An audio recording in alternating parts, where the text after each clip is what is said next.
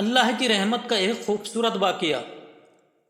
ابن خدامہ اپنی کتاب التبارمین میں بنی اسرائیل کا واقعہ پیش کرتے ہوئے کہتے ہیں کہ موسیٰ علیہ السلام کے زمانے میں ایک بار قحط آیا۔ آپ اپنے تمام صحابہ کے ساتھ اللہ کی بارگاہ میں ہاتھ اٹھا کر بارش کے لیے دعا کرتے ہیں۔ اللہ کی جانب سے موسیٰ علیہ السلام کو غیب سے آواز آئی اور کہا کہ اے موسیٰ علیہ السلام، آپ کے ایک صحابی نے ابھی تک توبہ نہیں کی۔ موسیٰ علیہ السلام اپنے صحابہ سے کہتے ہیں کہ تم میں سے کون ہے جس نے ابھی تک توبہ نہیں کی، اس لیے بارش نہیں ہو رہی ہے۔ یہ کہتے ہی بارش کا برسنا شروع ہو گیا۔ صحابہ کہنے لگے، اے موسیٰ علیہ السلام، آپ نے تو جھوٹ کہا، دیکھو بارش تو شروع ہو گئی۔ موسیٰ علیہ السلام پریشان ہو کر اللہ سے سوال کرنے لگے، اے اللہ، یہ کیسا ماجرا ہے؟ اللہ تعالیٰ نے فرمایا، اے موسیٰ علیہ السلام، جیسا ہی تم نے صحابہ سے توبہ کا ذکر کیا، میرے اس گناہ گار بندے نے مجھ سے اپنے گناہوں کی توبہ کر لی۔ روایتوں میں آتا ہے کہ اس صحابی کے منہ سے استغفار کا جملہ نکلا۔ موسیٰ علیہ السلام نے کہا، اے اللہ، مجھے بھی بتا، بھلا وہ کون سا بندہ ہے؟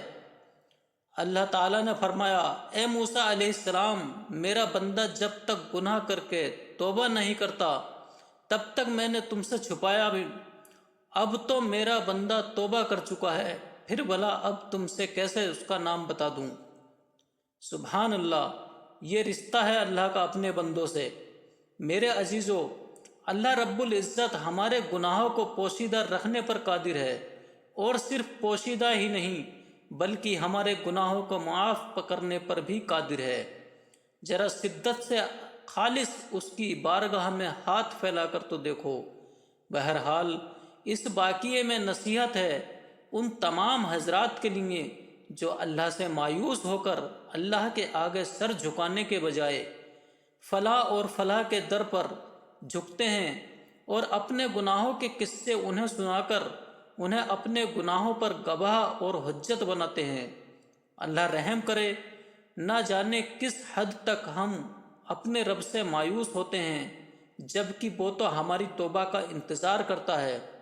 لہٰذا میرے عزیزو، ہمیں چاہیے کہ اللہ سے اپنا رشتہ مضبوط کر لیں اور ہر حال میں اللہ ہی سے سوال کریں، جیسا کہ ہمارے نبی کریم صلی اللہ علیہ وسلم نے ساری زندگی اپنی امت کو تعلیم دی۔ انشاءاللہ عزیز، اللہ تعالی ہمیں کہنے اور سننے سے زیادہ عمل کرنے کی توفیق دے۔